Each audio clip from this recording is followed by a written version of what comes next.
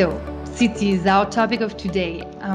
Cities act as travel and trade hubs. They have a higher risk of disease spread due to the high population densities. They tend to have extended public transport networks, and they often serve as point for healthcare surge. So we've been seeing that on one hand, cities devise on crisis management related to healthcare access, social distancing, workplace, commuting, vulnerable groups, supports to business and citizen engagement. And also on the other hand, cities have been shaping long-term repair strategies towards net zero. So we are here to discuss these dynamics in urban settings and how best businesses and cities can adapt to accommodate them. So without further ado, I would like to hear from each of you what has been the most significant change that businesses were forced to see during COVID-19, and how will this impact their long-term relationships within the city in which they operate? Thanks, Celine. So my view on this is in the last 6 months, businesses, stakeholders, residents, communities across cities and towns, and certainly large cities like Coventry, what we've seen is the obvious manifestation of the early lockdown, meaning that a number of our businesses, including our global companies, our OEMs, right the way through to the kind of rich tapestry that we've got in Coventry of startups, social entrepreneurs, digital companies, have actually transitioned very rapidly from out of direct office locations in the city centre into, in effect, working from home or other locations. So clearly that's been a manifestation from early on about less use of the office estate within the core city centre. A number of other obvious changes. We've seen footfall significantly reduce throughout this pandemic. Coming back now slightly, but only to sort of 65% of pre-COVID levels, spend levels down within certainly the city centre area, and a very different use of spatial patterns in and around the city. And of course, finally, some really strange patterns, which we're trying to understand whether they're enduring patterns now about modal shifts. So Coventry has one of the national massive increase in cycling for people to be able to get around. Public transport just starting to rise, numbers on bus, less so train. But clearly something is happening with regards to these shifts, which might be temporary. But even if they're not, I certainly think cities like Coventry need to think quite carefully about how we can reimagine the way in which people work. There will clearly be a hybrid environment here. We will not see a complete reflex back into full use 8:30 till 5:30 classic traditional days. We will start seeing hybrid, different use of those hours, and quite rightly actually much more use of blended approaches of digital with face-to-face, but also the way people decide to use spaces, work with each other, live, experience, animate and activate in city centres, I think has fundamentally changed over the last 6 months, but actually was a trend that was emerging a long time before COVID anyway. The bigger point, I think, Soren, that you're asking us is there a link between the physical organization of a city and the way we can live it and the way we can improve our well-being, our safety, and many other things? And I think the answer has to be yes. I mean, the fact that your survey of business people highlighted the fact that quite a few of the business leaders, to their surprise, found that actually cities were important to them says something, right? It wasn't on the top of their agenda, and I think what you're doing in this panel is helpful to doing that. But the connection between whether a city is relatively dense and people are close together, whether you have to travel large distances, whether the planners or the mayors allow sprawl, whether you design things with public spaces and open public spaces relatively close to places of work and housing, those are issues that have come to the fore and become in sharp focus. Because, I have to say English cities, and Martin will say more, and Rod and I have looked at international examples. English cities, and London in particular, speaking of the city I've been in for some time, are pretty good at this balance of actually the green, the open, and the dense, right? They're fantastic models in many ways, which were started 100 years ago. Think of what it's actually might be like living in a really high density, poor environment in the Bronx in New York. It's a completely different experience where, you have to walk miles to get to open space, so you don't have a balcony.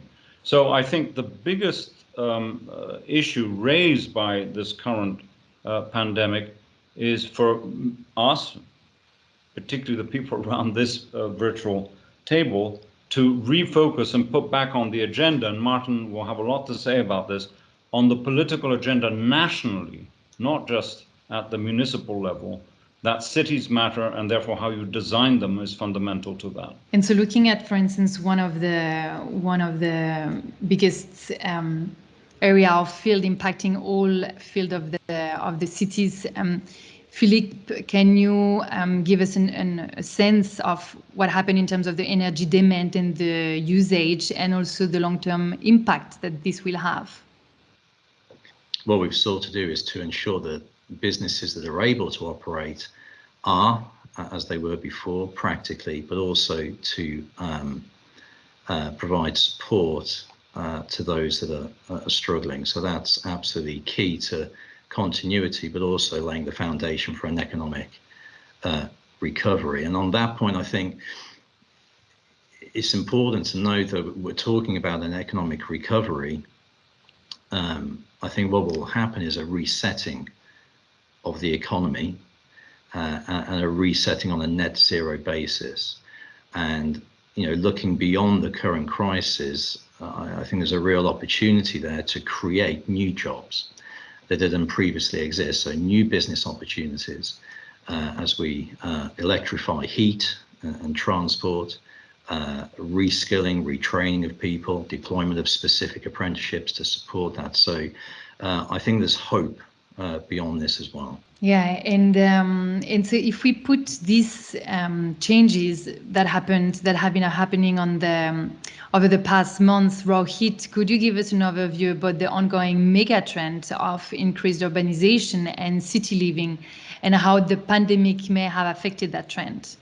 As we've already heard from the other panelists, we're seeing a number of accelerated changes and huge uncertainty about the future. Prior to the pandemic, we'd already reached 50% urbanization globally, about 4 million people living in urban centres. The UK was at about 84%, with a very gradual increase over the last 10 years. We were on course for about 86% by 2030. Now all of that's been challenged. More people are working from home. As city planners, it's becoming very difficult to work out what the next 10 years could look like. Will we have businesses returning to normal and reoccupying the space, or will we have to reimagine what the spaces look like in our cities, bringing in new types of business, repurposing old facilities, deciding where we put critical services like schools, healthcare, etc. So all of that is being challenged. And right now, we just don't know how it's going to play out. We don't know what the bounce back will look like, how much the commitment will be there for businesses and citizens to move to net zero. There's a lot of optimism. But as planners, we really don't know what model to think about for the next 10 years. So we're having to move towards a scenario-based approach to think about future urban structures. What will our energy demand look like? What will our transport demand look like? What will our public service demand look like? And on the other side of that, rural areas, which are seeing a net outflow from cities and towns to more rural areas as a result of the pandemic. Is that a temporary thing, or is that a permanent thing? And what impact will that have on local services, local infrastructure? So again, town planners and rural planners are at this point where they really are uncertain about what's next and what to plan for. So it's forcing everyone to think in scenario terms. And right now, to think about very different options. A massive growth in urbanization, which was sort of what was being predicted, a return to what we had pre-pandemic, or a much lower level of urbanization. And then having to think about, well, what would that do to the resources coming into the city, the funds we have, the capabilities we have, and then all of the business models that we might need, whether it's for energy provision or transport and infrastructure provision, public facility provision. So everything is going to be up for grabs and need to be rethought in the next 5 to 10 years. Look, I'm an unapologetic lover of cities. The truth is, economically, socially, the productivity of the UK coming out of COVID in whatever shape or form will be driven by our cities. Not because I have a downer on the suburban areas or the rural areas. The economic geography will enable us to understand the relationship between those, certainly with regards to sustainability, travel patterns, how we reimagine digital use of being more productive rather than physically always being together. I get that, but the truth is that we were reimagining UK cities prior to coming into COVID about very different use within the city centre, the relationship between out of core areas, the fact that, give you an example, in Coventry, we, as a post-war, mid-century kind of sense of how we reimagine a city after the bombings of the Second World War, here we've got a situation now where we are redeveloping the entire city centre. And actually, it's a heady responsibility to think, if you asked me 2 or 3 years ago, legitimately, we'd have seen retail, albeit a different kind of retail, anchoring the reimagination of the way in which that city centre is developed. Now it's flipped entirely around experience, animation, living, and the way in which people want to use not so much the buildings and the functions and utilities, but actually the way in which the spaces between the buildings are being used. And Ricky's point about the power of, even in very dense urban areas like Coventry, constrained by a ring road, you've got an amazing opportunity to use greenery, trees, shared spaces, re-sharing much pinched in highways and boulevards for people to be able to walk, put tables and chairs out. So my point about all of this is, the future of cities is going to be this amazing mix of kind of digital connectivity globally all at the same time, with something that has never changed in my view, which is this deep visceral sense of people wanting to exchange ideas with each other, and kind of this kind of notion of borough market on speed, with this kind of incredible milieu of live entertainment, with co-working, with, yes, businesses that are thriving at micro level, but also macro level, with people living there, with culture and animation being at the heart of the city, with sustainability, sensible energy systems being used, with, above all though, 5G, sensor technology, but the capturing of data being at the heart. And the final thing I'll say about this, I know we'll probably pick it up later, we've got to stop being fixated with services about the way in which our residents, our businesses, consume services by bricks and mortar. We're working in Coventry on stuff that, in terms of Rohit's work on futurology, we are looking at wearable technologies and patients swallowing micro cameras that have got an ability to do instantaneous scanning to be able to then never need them to go into a walk-in health centre. And this is here now. And artificial intelligence, the ability to think less about bricks and mortar and physical service solutions and much more about the Internet of Things. That reimagines everything about people's time, sustainability, not needing to travel everywhere. So I think we just need to be much bolder in our thinking about how you physically lay out cities. And that comes from not an architectural design point of view, but from an economist point of view and a practitioner for many years in cities. We are allowed to agree. And I would completely agree with that. I think if we look 10 years out, we're certainly looking at a very vibrant future for cities, as you say. I think it's that transition process that's going to be interesting. Cities will always be major hubs for transport. We're not going to have an airport in Kilburn or here in Golders Green. We still need those central city facilities. There's a huge opportunity there. I think the big question is around, what is the shape of business in our cities? Will we see big organizations bringing back 70, 80, 90% of their workforce, and will they be down at 20%? We talked to a number of banks who don't envisage them going back to more than 20% of their workforce in the office. For a city, then that means that we have to think about, how will those office spaces be repurposed? How do we bring in new businesses to fill them? What do we do with the local cafes and retail?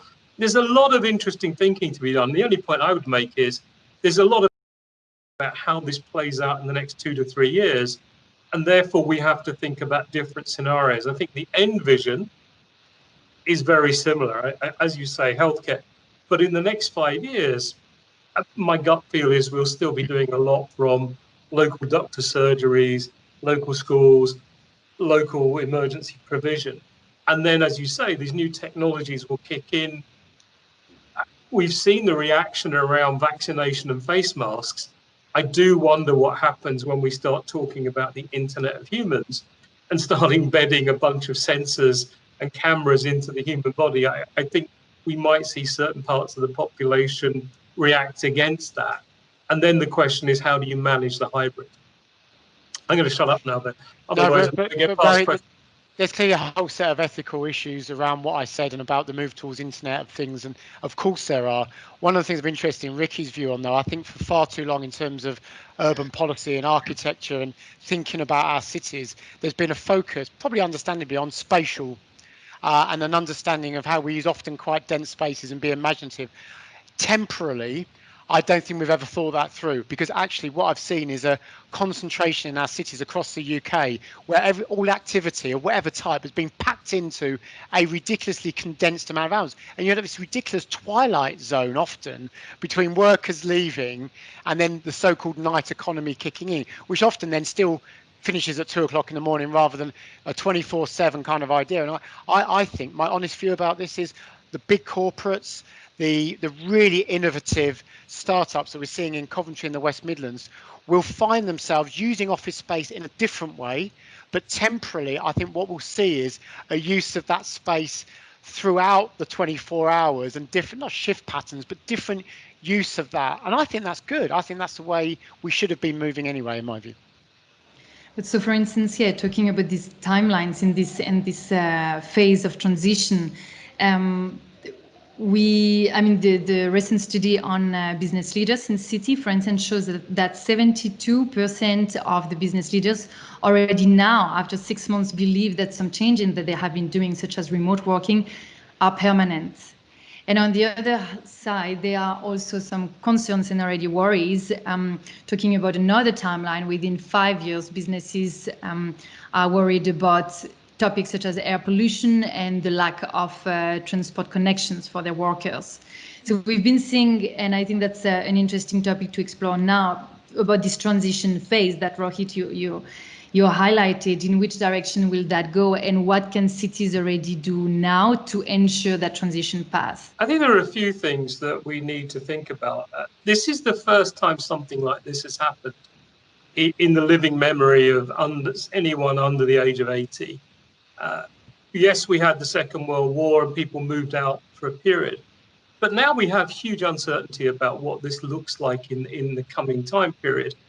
And we're seeing an adaptation. We're seeing not only an adaptation in terms of how people work, but in terms of how they shop, whether that's online or locally, in terms of the services that are becoming more popular and less popular.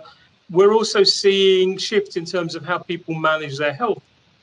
The longer we are in this situation where people are being asked to stay at home most of the time, the more we have some challenges around making sure people stay healthy. So we've got some adaptations at the individual level, at the city level, at the business level. And I think the challenge now is around trying to help people as individuals think about managing the next couple of years. So how do I reduce my environmental footprint in that time rather than waiting? Whether that's putting a brick in a plastic bag and putting it in my toilet so that I flush less water, whether it's about switching off the appliances in my home, it's starting to get people thinking about what can I do at low or no cost to reduce my environmental footprint, to deal with this, because we've driven the environmental footprint from, if you like, big businesses to individuals' homes. Secondly, it's going to be around getting people to think about what they eat, how they use transport. I think it creates a really interesting challenge as well around public transport. The moment we're seeing a limit of maybe 20 people per bus. Cities are having, in some cases, to put on more buses to cope with the demand, with less numbers of people on the bus, but less overall passengers. That's unsustainable. And they're going to have to rethink what the model looks like and whether we're moving to micro transport, whether we're using more shared services and car sharing, but also I think a move to greener transport. Number of factors come into play here in terms of that adaptation. And I think we've already talked about a lot of those. But I think there's a lot of learning to be done now about how we could do that adaptation faster, and also how we can switch courses faster. So if, for example, we get a vaccination quickly and we can get it rolled out quickly, we might see a very rapid return to many of the things that we had in 2019, whether that was entertainment, whether that was dining, all those other things. The alternative might be we move, as we say, to consuming a lot more entertainment online, buying food from these dark kitchens where restaurants move from high street presence into these kitchens where they don't have a presence anymore on the high street. They just cook and deliver to your home. So there's a number of areas where we're going to adapt, but we don't know quite what the adaptation will look like until we know how quickly we get a vaccine and then how people respond, which again means having to prepare for 2 or 3 different scenarios. And then from an energy perspective, it's really thinking about that shift of energy consumption from big buildings and central workplaces to pushing it out to people's homes. And how do we manage that? And then how do we take up more alternative energy sources, greener energy sources? And what are the business models that go with those new patterns of consumption? And on that, Philippe, could you elaborate more around this shift that you have been seeing on these sort of like 2 scales? On one side, yes, the redesign and the shift of home, and on the other side, the necessity of some issues such as air pollution and mobility. Yeah, absolutely. I mean, one of the subjects that we've not touched on yet is the increasing inequality in society that's being accelerated and driven by COVID. And we've touched on business districts, offices, kind of white collar workers, commuters in and out of the city. But for the energy transition to be really effective, it has to have everybody at its heart. We all have to be part of this. And so the need for inclusivity is huge. Look, E.ON has 54 million customers across Europe, 9 or so million in the UK. We want to engage with all of them. We want all of them to be part of this transition. Martin needs the vast majority of people. I'm Coventry born and bred. I live in Coventry. I'm in the office here in Coventry. So I'm passionate about this, but I want everyone in Coventry to benefit from the transition, not just those who can afford certain decarbonization solutions. So I think inclusivity, having the community at its heart and engaging with the community on this is hugely important. As we've engaged with cities over the years, we've seen a number of major issues and challenges that the cities and local authorities are wrestling with, and they tend to come in and out of the media. So Brexit has dominated for a number of years. COVID, obviously this year, is very much part of it. Now we're seeing the American elections coming in for a few weeks. And the issues that really, I think, keep city leaders awake at night aren't getting the airplay. And there are things like around funding that we've talked about, that the devolvement of accountability and responsibility with the cutting of funding from central government, which has just been exacerbated by COVID. A housing crisis, lack of housing, the energy inefficiency of housing, which is driving fuel poverty and poor health, transport crisis, congestion, poor air quality. Many local authorities are actually in breach of air quality regulations. In 2015, mayors and city leaders signed up to the Paris Agreement to decarbonise by 2050. Now over 70% of cities have declared climate emergencies and committed to decarbonise by 2040 or 2030. And so these are huge, complex issues. And the way we've engaged with cities over recent months and years, and particularly in light of this necessity for a green economic reset or recovery, is to think about integrating those challenges and having an holistic solution. So rather than just a pilot housing project here or a pilot transport project there, actually joining them all up in an integrated, transformative approach, because at the heart of all of that is energy. whatever it is, whether it's mobility, whether it's energy efficiency, improvements in health, reduction in air quality, at the bedrock, at the foundation of all of that is decarbonized, decentralized energy. And it's the decentralizing of energy that gives, if you like, power to the people. That's where the inclusivity and the community comes into this, because people and communities can own it for themselves. Sorry. Can I pick up the critical point? Philip started this very interesting point with the importance of the word inequality, right?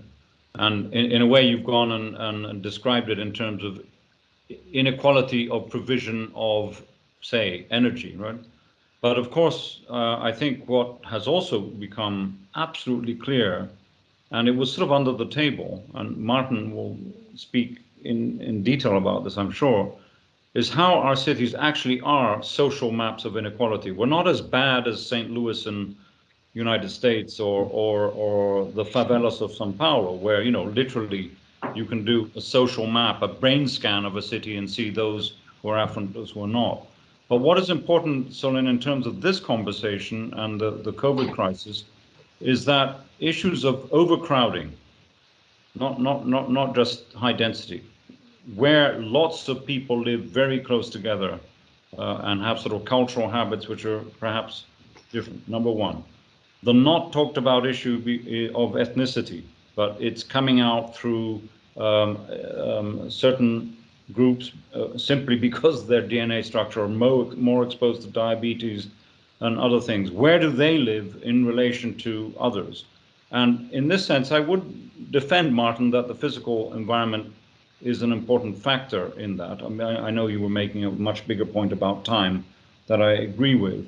But I would just stress that in terms of our conversation, and that's where Philip was going, you can't separate these systems out. It's the overlaying of these complex systems. You can't analyze a body, you know, as a metabolism by just looking at the blood circulation and only looking at the nerve system. It's how they all sort of interconnect. And I would have thought that's a positive side of this moment in time, forcing us to work with all these systems overlaid on top of each other. It does require, Martin, someone who can look in great depth through the cross section. And that means local municipal governance and leadership, which you can't do if you're sitting 5,000 miles away from anywhere else, as is patently clear both in the United States and in Britain. Right, well, if I may say, we're now getting into the real subjects now. I mean, this is really important. Just some quick thoughts about this, because for some reason, which I'll let others commentate on, the impact of Brexit, whatever people's view, either economically or where they voted, the polarization impact of that on our communities was significant. So the idea that COVID was day one of a set of fracture lines in our communities and down historic structural inequalities lines is a folly.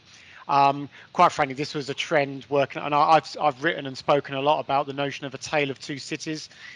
Within Coventry, one of the highest population growth rates in the country, one of the highest outputs around some of our advanced manufacturing engineering, two of some of the most successful universities in the UK and in university work in the world, and so on and so forth. And then our communities looking at these successes as being somebody else's. And the inaccessibility, for example, of the city centre, their city centre, of the campus of the university, of seeing not just physically impenetrable, but psychologically completely, not for us, it's for somebody else. And watching those gaps, yawning gaps getting wider and wider, that guilty knowledge for city leaders, for businesses that have to adapt their model and think differently. And Philip, you're absolutely right. We've spoken with E.ON for years about the responsibility we share, as with that economic output, we're seeing some of the highest levels of fuel poverty within Coventry and parts of the West Midlands. That can't be right, as we want to understand how you create cities of the future which are genuinely equal. And I think two reasons probably why we've not really cracked it, apart from the fact it's really hard. I don't think it's wicked, I don't think it's intractable, but I think it is hard, is what Philip and Rick, you've already referred to. Number one, there is far too much time being spent, and I would argue investment being made on complete vertical discussions. And I know E.ON aren't doing this while we're entering into a partnership with them around how we can think really carefully about an ecosystem. Energy really being really key, but only alongside digital, physical buildings, how people live, how people transport themselves, how we provide services. But we've spent so much time on these verticals, the gluing of how people live their lives, often in complex environments, every single day, to glue that and get the value, to monetize. That's not a bad thing, to monetize the value of all of these investments in a way which is delivering a vision. And above all, I think, and it's kind of picking up Rohit's point around what's going to happen or not around coming through COVID with a vaccination or adaptation style. I've always been a big believer in meantime strategies. You've got to find a way, whilst you're delivering for a city like Coventry, a 10, 15-year master plan. These don't happen overnight. The work with E.ON and others require hard investment decisions on sometimes infrastructure that will be hidden.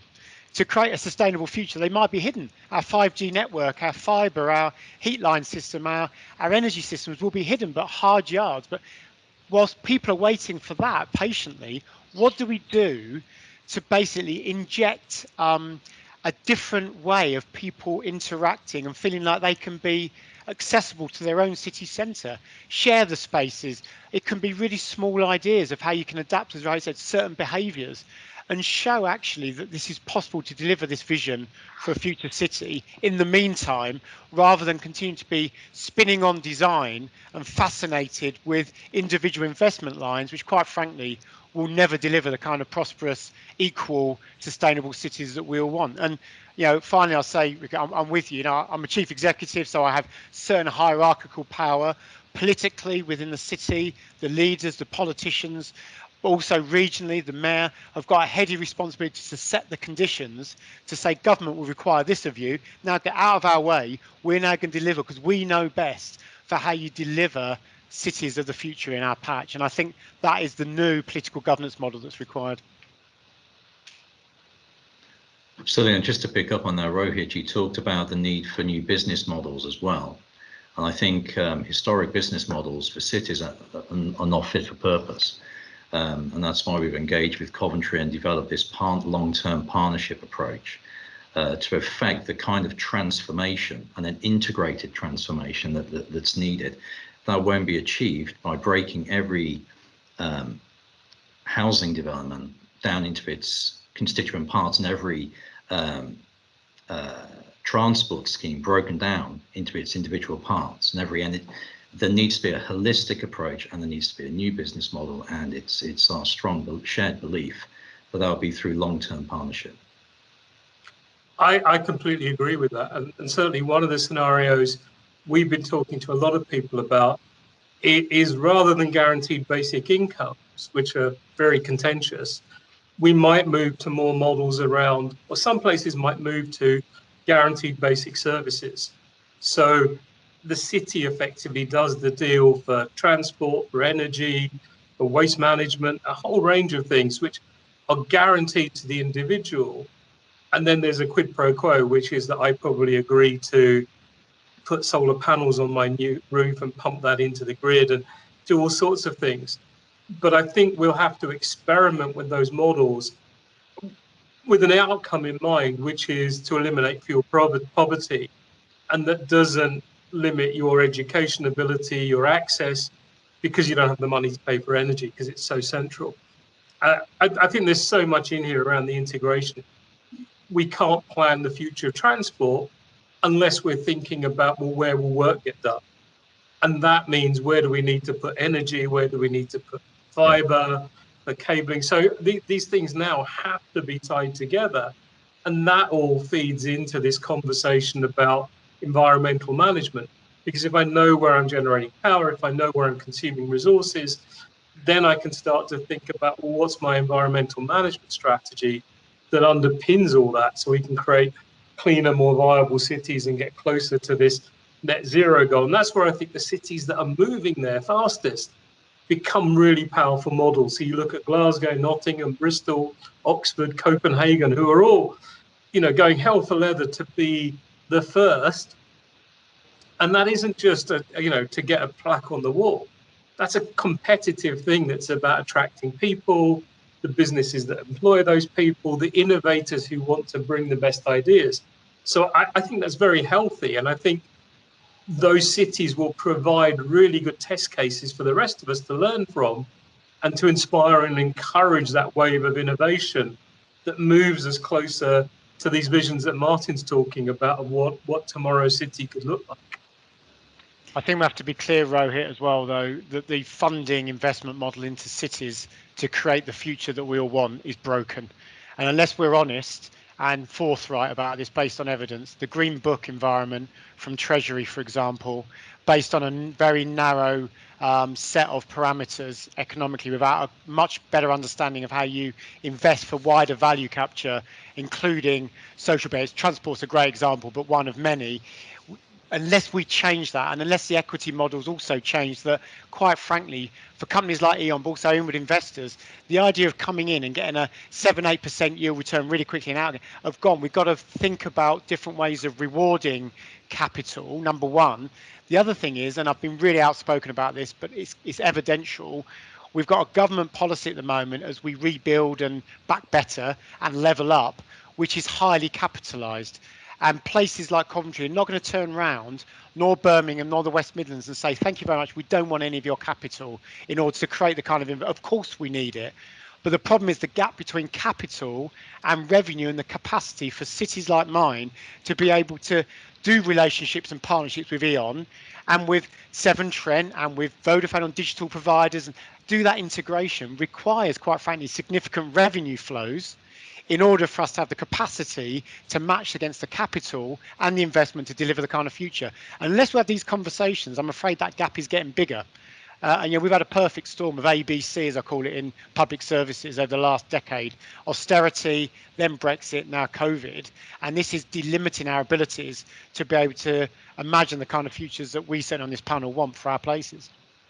Just a very quick point on that. I think that also talks to the need for a radical rethinking of governance at the national level, separating out things like infrastructure planning and long-term planning and laying down all these services you're talking about versus the day-to-day and the activities that get decided, get managed within a 4 or 5 year term in office for a new government.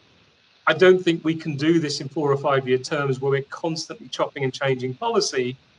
I think we need radically different thinking for that. And a few places are talking about that around the world. China, I think, has it, and the benign dictatorships of the world have it because they can plan for a 20, 30, 50-year timescale. We want the best of that long-term planning, but within a democratic structure. How we get there is an interesting challenge.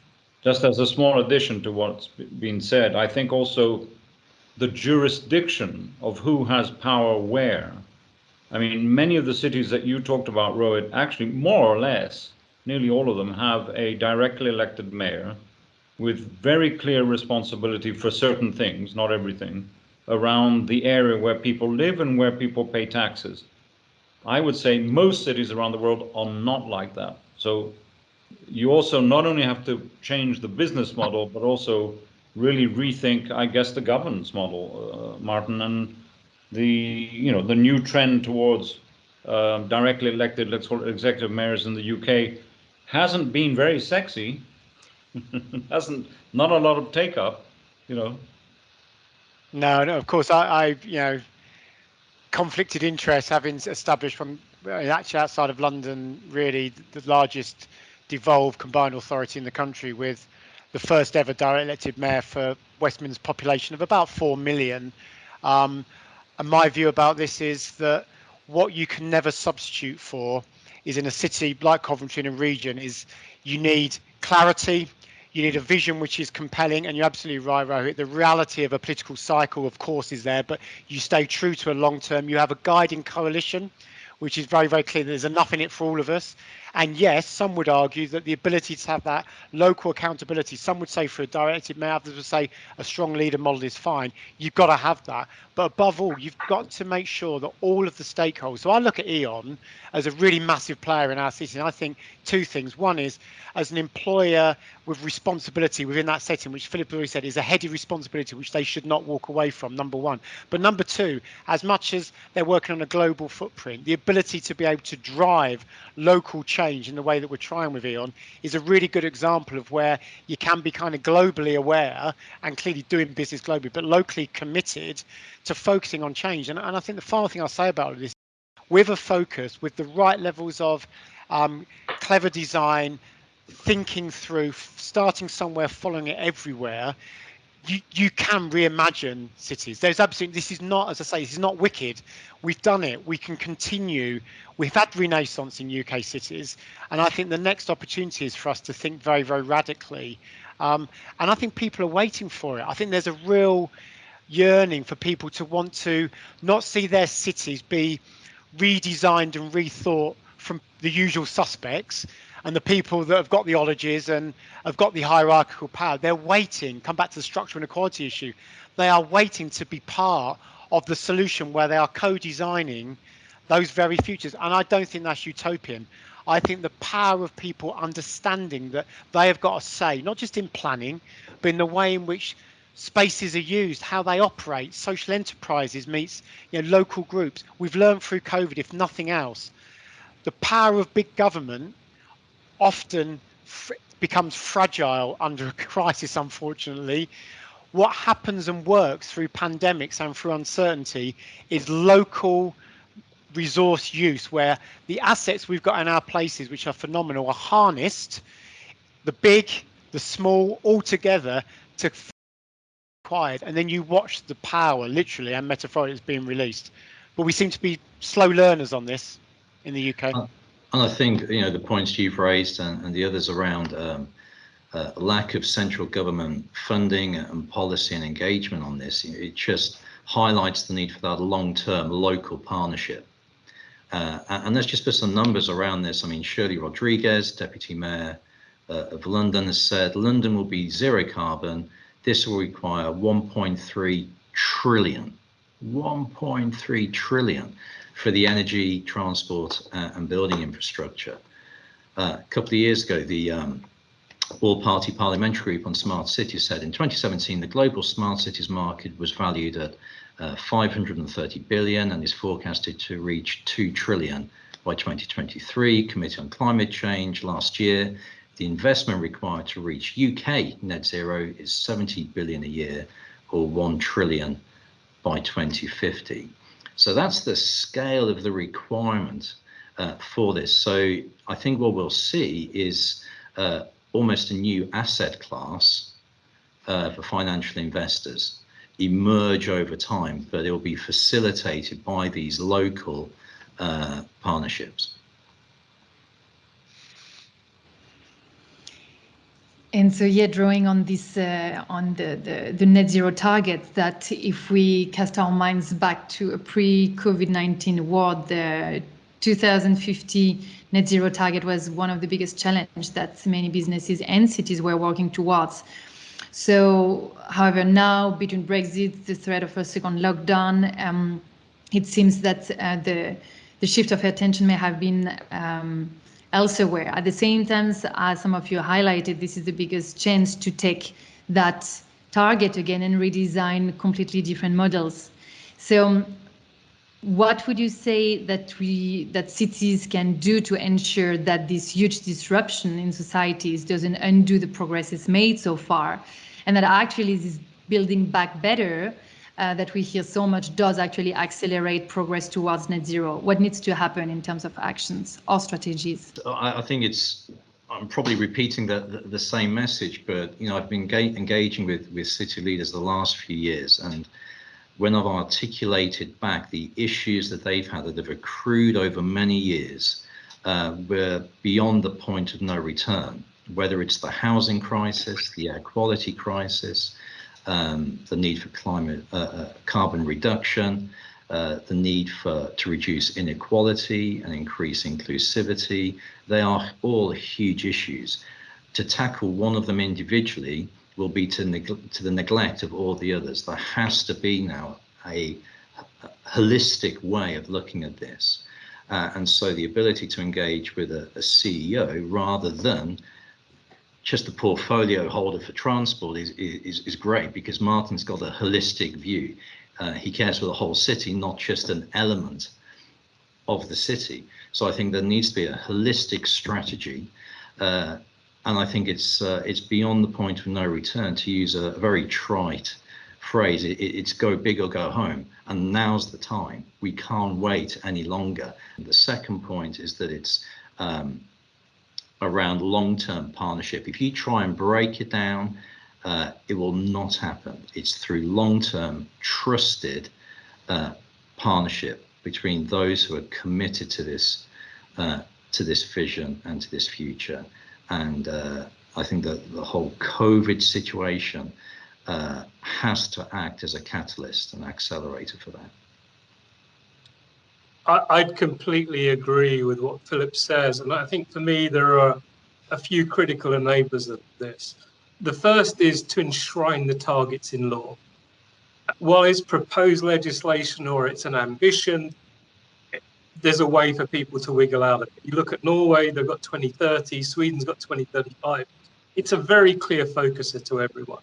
Secondly, it's getting that right balance between what the centre mandates and provides and what is allowed to happen at the local level. And because our towns and cities are so different, the needs, the industrial makeup, the level of poverty or the access to higher education is so different, we need to allow those local mechanisms, those local partnerships between energy, transport, education, business, and local government to come up with what the plan is locally, where there are shared risks and shared rewards, where no one really benefits if you don't make the target and everyone benefits if you do. I think you then need some very different business models to encourage someone like E.ON, for example, to invest in all of the possible energy innovations. But then say you take all the risk. It is a model that doesn't work. I think you have to have shared models where you're investing in the innovation. You then agree, a fixed profit level that they can make, but they can also take that innovation elsewhere.